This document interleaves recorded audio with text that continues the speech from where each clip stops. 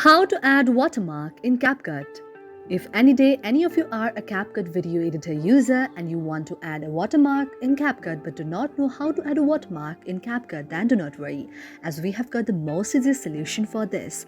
For this, first of all, you need to launch CapCut on your very mobile device. For that, you need to go to the search icon on the top and then tap on the CapCut application on your mobile device. After that, you have to go to the very home screen of the CapCut. In order to go to the home screen of the CapCut, you can cut down any of the videos if there is any other videos that you had made before. You can go to the option of continue to app and you can see an interface like this, which is the home interface of the CapCut.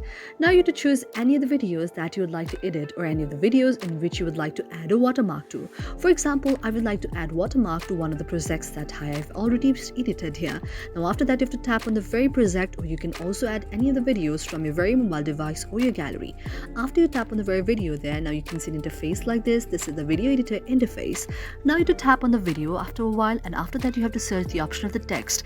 This way you may or may not find the option of the text, but the easiest way is you can see directly the option of the text there. Now you have to tap on the option of the text, and after you tap on the option of the text, you can see the option of the auto text, and you have to tap on the option of the auto text there. Now you can tap any of the thing or any of the watermark you want to create by just tapping there. For example, I would like to tap the option of the water here. Now you can also create the font. For example, you can create the Rubik font out there. You can also put the elegant font out there. You can also put the Arno font out there.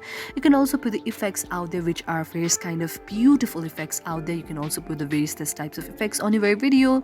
You can also go to the basic there. You can also go to the luminance layer, and you can also create a luminance effect like this.